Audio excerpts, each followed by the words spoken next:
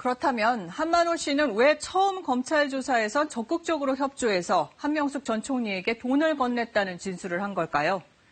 당시 구치소에 수감돼 있던 한 씨는 자신이 조성한 자금 수억 원에 대해 검찰이 횡령죄로 추가 기소할 게 두려웠고 수사에 협조하면 조기 석방도 도와주겠다고 해서 거짓 진술을 하게 됐다고 주장했습니다. 계속해서 이정은 기자입니다. 검찰에 불려간 한만호 씨가 가장 걱정한 것은 자신이 조성한 비자금이었습니다.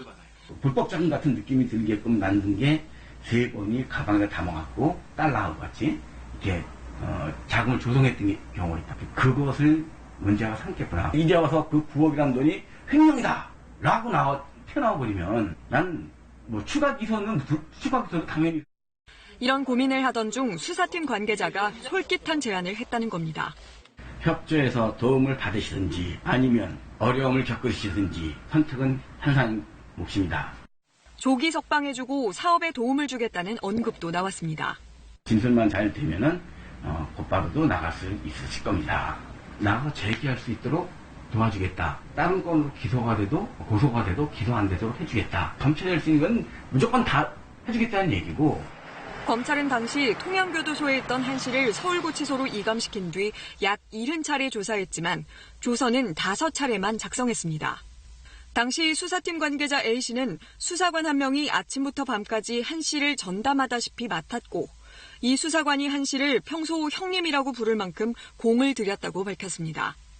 또 비망록에 나온 것처럼 한 씨에게 허위 진술을 외우게 하고 시험을 보게 한 적은 없지만 법정 증언을 예행 연습한 적은 있었다고 말했습니다.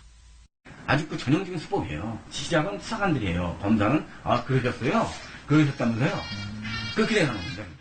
한 씨는 또 한 전 총리의 측근인 김모 씨에게 전달한 3억 원은 평소 잘 알던 사이라 빌려준 거라고 주장했습니다. 3억은 김 씨라고 하는 사람한테 그 다음에 어느 날 갑자기 자금 여유가 있느냐 하면서 물어봐갖고 포함해갖고 3억 만들어드리겠습니다. 대법원은 그러나 검찰이 기소한 불법 정치자금 9억 원 가운데 6억 원에 대해서는 8대5로 유무죄 판단이 엇갈렸지만 3억 원에 대해서는 전원이 유죄로 판단했습니다. 한편 당시 검찰 수사팀은 어제 한만호 비망록을 법정에 증거로 제출했고 비망록 전체 내용에 대해 엄격한 사법 판단을 받았다는 입장을 밝혔습니다. KBS 뉴스 이정은입니다. 네, 한만호 씨 육성 인터뷰 보도는 이번이 처음입니다. 2011년 당시 KBS가 이 내용을 보도하지 않은 이유를 점검했더니 한명숙 전 총리 공판의 증인으로 나간 한만호 씨가 비슷한 취지의 말을 했고 이게 언론에 보도돼 인터뷰 내용이 새롭지 않아서였던 걸로 확인됐습니다.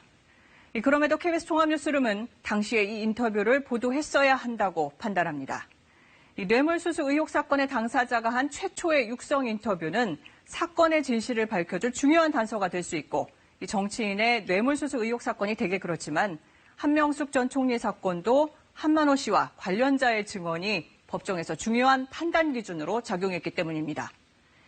KBS 종합뉴스룸은 이 사건의 실체적 진실을 밝히기 위해 추가 취재를 계속해 나가겠습니다.